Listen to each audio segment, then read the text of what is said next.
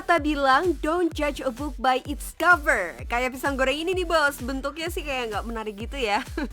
Tapi rasanya manis semanis cuan yang diraup. Idenya simple, cuma jualan pisang goreng tapi nggak bakal cuan gede dong kalau pisang gorengnya sama kayak yang lain. Bentuknya beda dengan pisang goreng di abang-abang gorengan ya, warnanya hitam-hitam kayak gosong gitu. Untuk sebuah pisang goreng harganya lumayan loh, sekitar Rp6.000. Tapi lihat tuh bos yang ngantri. Kalau bahasanya anak sosmed, pisang goreng ini makanan khasnya Tanjung Duren, Jakarta Barat. Kenalin pemilik usaha pisang madu Bu Nani, umur boleh kepala 6, tapi bisnis yang dijalani sejak 2007 ini cuannya nggak main-main bos. Halo bosku, selamat datang di rumah produksi pisang goreng madu Bu Nani. Mau tahu bisnis saya seperti apa? Dan kemana-mana ya. Kalau soal bisnis, Bu Nani udah punya usaha sejak lama. Dulu Bu Nani fokus jadi pengusaha catering untuk beberapa restoran di Jakarta. Terus gimana ceritanya jadi pebisnis pisang goreng? Masih ada hubungannya sama catering nih bos. Biasanya Bu Nani menyajikan pisang untuk melengkapi menu cateringnya. Tapi banyak pisang yang nggak kepake gara-gara kulitnya jelek. Padahal sih isinya mah masih bisa dimakan. Biar nggak kebuang sia-sia, pisangnya diolah jadi gorengan. Sesuai namanya pisang goreng madu Bu Nani, bahannya beneran pakai madu bos. Ada ceritanya juga nih, orang tua Bu Nani menderita diabetes. Biar bisa ngerasain pisang goreng, Bu Nani mengganti gula dengan madu. Awalnya sih buat dimakan sendiri aja, terus Bu Nani coba-coba memasukkan menu pisang goreng madu ke dalam cateringnya. Tapi banyak yang nolak gara-gara bentuknya hitam seperti gosong gitu. Jangan dikeluarin lagi itu pisang katanya. Semua komplain. Kayak dimarah-marahin, ibumu pisang gosong dikasih orang. Mungkin itu saya juga nggak keluarin lagi karena sudah banyak komplain kan. Sebagai pengusaha harus punya mental baja dong bos. Nggak laku dijual di catering, Bu Nani masih coba terus memperkenalkan pisang goreng madunya. Kalau zaman sekarang sih mau promosi bisa lewat sosmed ya bos. Zaman dulu Bu Nani harus repot-repot jualan di berbagai kesempatan, mulai dari ikut bazar sana sini sampai rutin ikut konser-konser artis buat promosi. Zaman dulu belum ada online, terus itu project pop. Semua orang kan kalau artis itu ada spesial panggung tendanya untuk artis toh. Semua orang perjuangan saya sampai sebegitu ininya loh Mbak, sampai sebegitu rendahnya. Anak-anak pemuda tuh bawanya kaos sama buku sama spidol. Saya bawanya pisang sama kartu nama. Mereka selesai acara keluar ke mobil pada teriak-teriak minta tanda tangan. Saya, Mbak, ini ada pisang goreng dibawa aja, dalamnya tak sudah kartu nama. Ya benar, itu tiket Panggabean. Seminggu kemudian nyuruh asistennya beli telepon.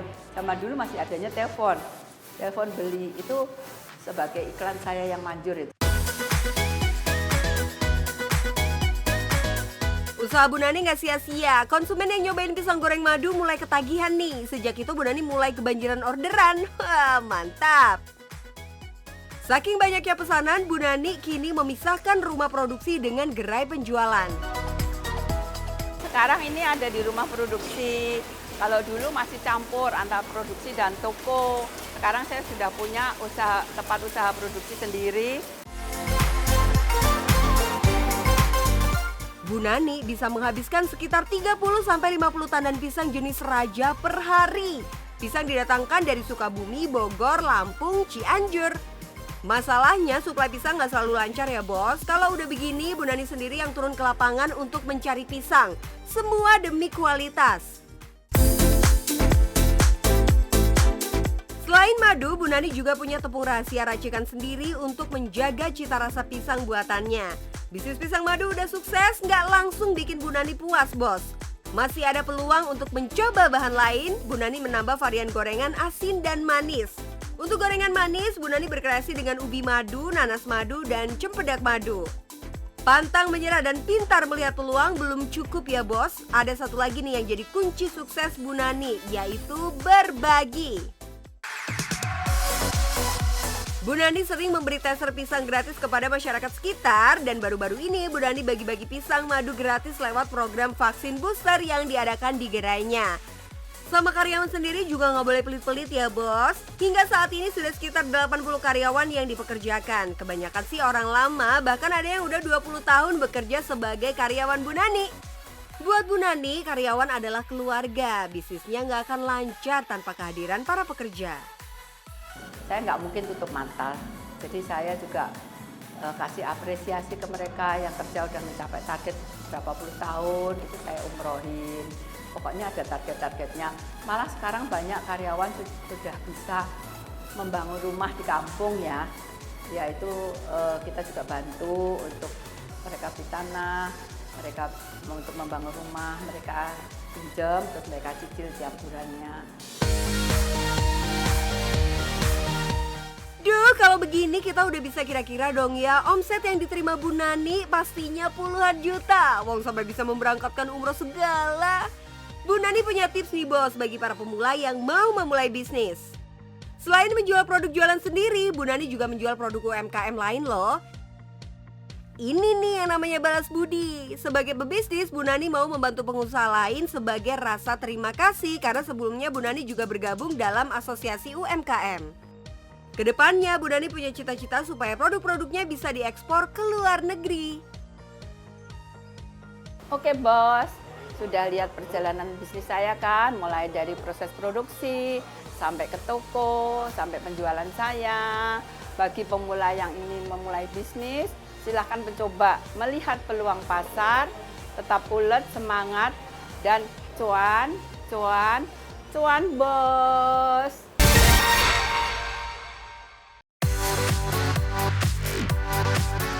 Bisnis kopi atau boba saingannya udah banyak. Kalau mau coba bisnis minuman, susu bisa jadi pilihan nih bos. Kayak kedai susu kekinian di daerah Sukasari, Kota Bogor. Susu segar nggak cuma di-mix dengan aneka buah, biar beda susu bisa juga tuh di-mix dengan yogurt, cream cheese, dan masih banyak lagi. Susu masuk 3 besar minuman yang paling sering dipesan oleh masyarakat Indonesia. Peluang untuk dapet cuan gede banget bos. Tinggal mikir gimana caranya nge-grab target market dan terus berinovasi supaya bisa selalu berkompetisi. Nggak cuma pemilik kedai susu kekinian, peternak sapi perah juga kecipratan cuannya tuh. Selamat datang di Kampung Kebon Pedas, sentra peternakan sapi perah di Kota Bogor.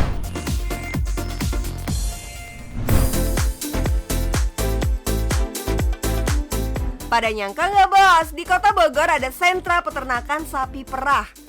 Udah ada dari zaman Belanda loh. Lama banget ya. Berbeda dengan peternakan pada umumnya, sapi perah di Kebon Pedas ini diternak di kandang yang ukurannya terbatas. Ya wajar aja bos, peternakan ini kan letaknya di tengah kota. Meski lahannya terbatas, potensi cuannya tanpa batas nih bos. Nggak heran kalau warga sini banyak yang merelakan rumahnya untuk dijadikan kandang sapi. Salah satunya ya Bos Sofyan ini nih. Terlahir di keluarga peternak sapi perah, Sofyan udah dibekali sapi sejak usia 17 tahun oleh orang tuanya. Ternak sapinya sih udah lama, tapi kok jualannya gitu-gitu aja ya. That's why mencoba untuk mencari pekerjaan di bidang pemasaran. Bukan sekedar cari gaji bulanan bos, tapi buat belajar ilmu marketing.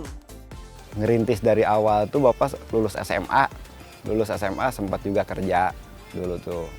Pengen tahu aja ilmu pemasarannya seperti apa nih dulu. Kita kerja dulu di showroom mobil kisaran 1 tahun. Kerja dulu di bank kisaran 6 bulan. Nah, alhamdulillah udah kena ilmunya. Kembali lagi peternak sapi perah sambil menjual susu sapinya. Punya ilmu tanpa praktek nggak ada gunanya bos. Setelah tahu banyak soal ilmu pemasaran, Pak Sofyan mulai mengubah strategi marketing usaha susu sapinya. Dulunya sih cuma jualan di depan rumah sambil nunggu pelanggan datang. Kalau pengen jualan meningkat, mau nggak mau harus jemput bola dengan cara door to door menawarkan produknya. Hasilnya permintaan susu sapi meningkat tiap bulannya tuh.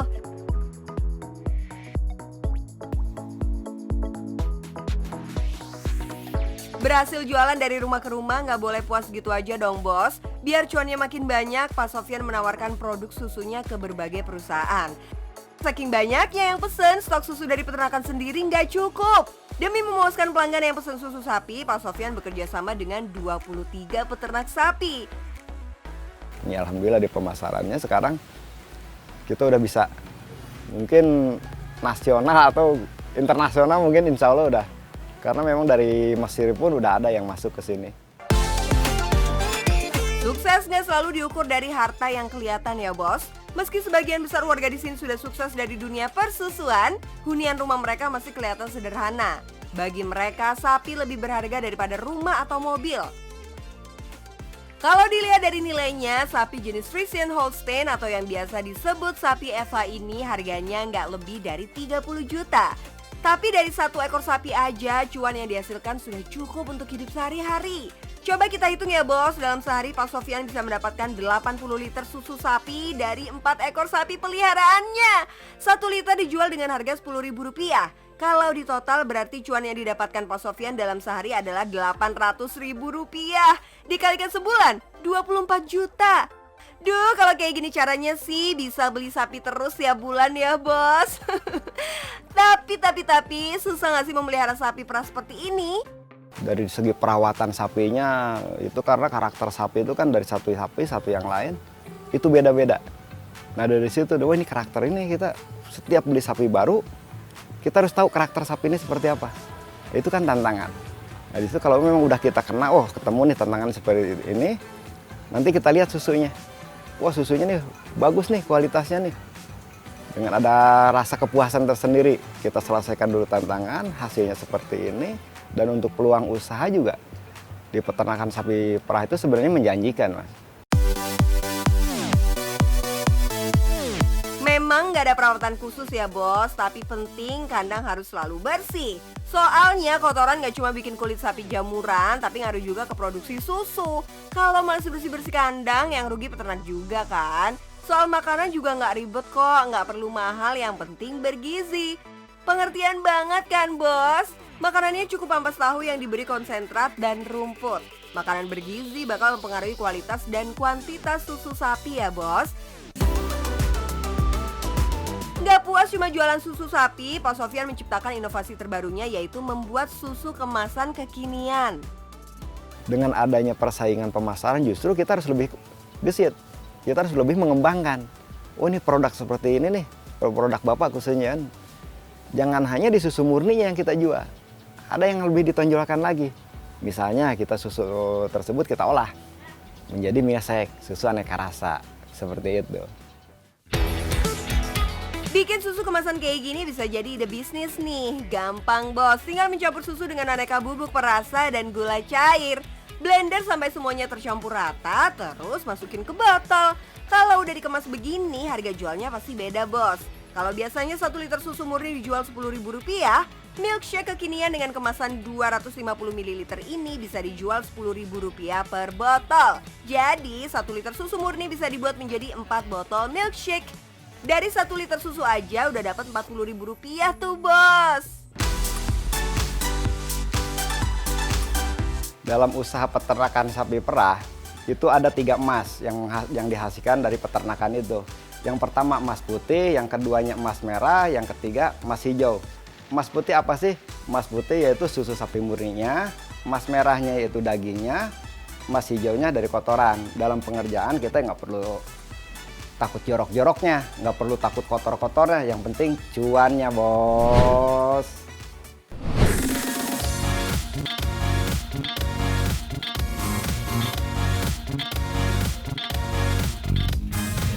Model sepatunya keren abis. Tuh lihat kalau pakai sepatu ini dijamin makin pede alias nggak minder deh. Nah tertarik nggak? Ini asli produk dalam negeri loh. Harganya cukup bersahabat lah buat anak muda yang suka fashion. Dan yang nggak kalah penting kualitasnya bisa diadu dengan produk dari mancanegara. Nih kenalin salah satu produk asli Indonesia yang sudah mendunia, namanya No Brands Footwear. Langsung aja kita temuin ownernya, Bos Edgar. Halo, saya Edgar. Saya adalah owners dari No Brands Footwear. Mau tahu bisnis sepatu dan cuannya seperti apa? Ayo ikut saya. Kalau dilihat-lihat sekilas mirip brand ternama dari luar negeri ya. Mulai dari bahan, cuttingan, sampai detailnya cuake banget. Bagian outsole, midsole, dan insole-nya perfect, lemnya juga rapi banget. Gak heran sih kenapa saat ini brand lokal pada naik daun, karena kualitas produknya bisa diadu kok sama produk luar. Bos Edgar pasti ada alasannya dong kenapa memulai bisnis sepatu. Kenapa sih saya memilih dunia persepatuan? Karena untung di dunia persepatuan itu sendiri, itu sangat-sangat menggiurkan. Dan kenapa memilih sepatu? Sepatu adalah teman melangkah kita semua. Kemanapun kita melangkah, pasti kita memakai sepatu ataupun alas kaki, di mana bahkan terjalin chemistry dan ada historical di situ. Dan maka dari itu, saya memilih dunia sepatu. Karena permintaan yang cukup tinggi inilah akhirnya peluang bisnis sepatu dilirik oleh Edgar. Emang usahanya terbilang baru ya, kurang lebih 1,5 tahun. Tapi sampai saat ini Edgar dan tim sudah berhasil menjual sampai 20.000 pasang sepatu loh. Wah, luar biasa. Emang apa sih perbedaan sepatu No Brands dengan brand lainnya? Oke, ini adalah beberapa artikel dari No Brands Footwear, di mana masih banyak lagi artikel dari artikel-artikel yang tertampil pada saat ini. Kenapa kita berbeda dengan brand lain? Kita ada yang namanya fashion statement itu sendiri, di mana beberapa artikel sepatu No Brands itu memiliki pesan-pesan di dalamnya. Contohnya artikel yang ini, setiap orang pasti benci banget sama corona, makanya kita bikin artikel corona dengan kualitas yang tidak kalah dengan brand luar.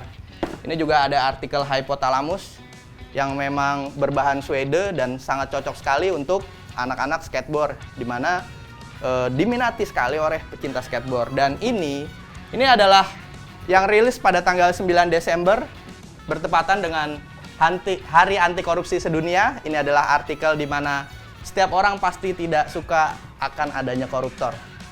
Makanya kita bikin koruptor.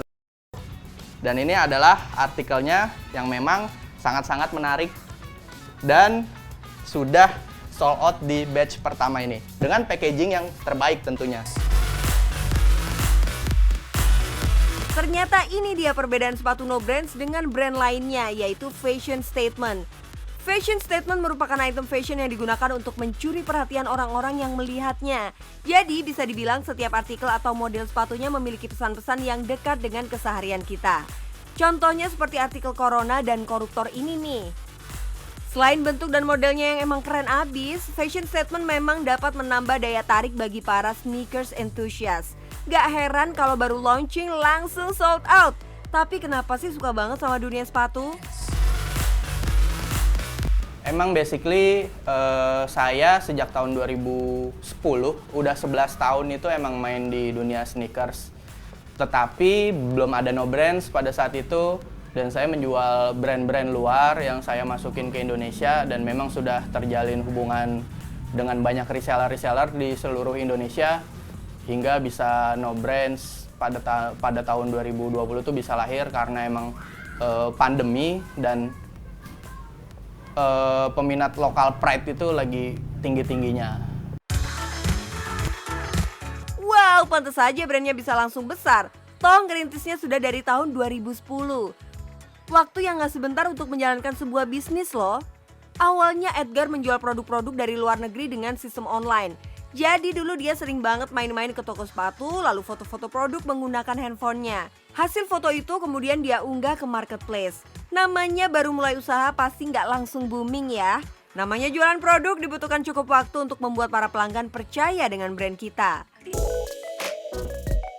Berbekal pengalamannya dalam berbisnis sepatu, akhirnya di tahun 2020 Edgar memberanikan diri membuat brandnya sendiri.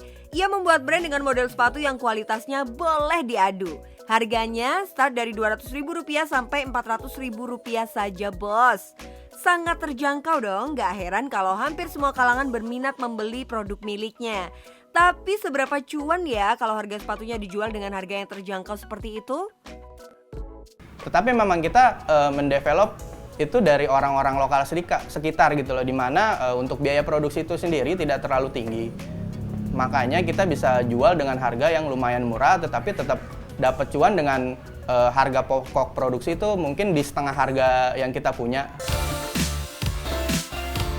Wah, ternyata kuncinya adalah di biaya produksi. Selain harga material sepatu yang terbilang murah, harga jasa bikin sepatunya juga sangat terjangkau.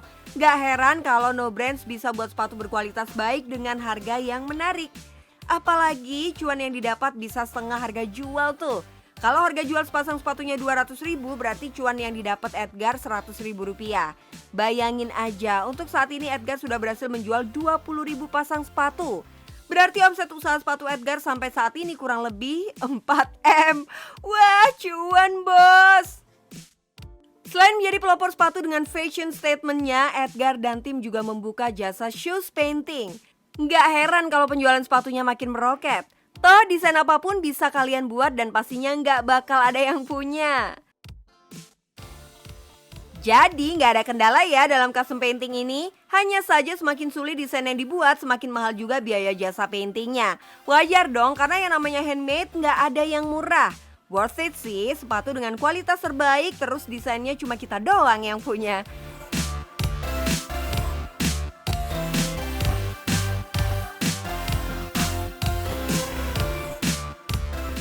Oke, kalian udah ngeliat nih aktivitas dari No Brand Footwear. Kalian kalau tertarik boleh join dan berbisnis sepatu atau apapun bisnis kalian, jalanin aja. Yang penting cuan bos!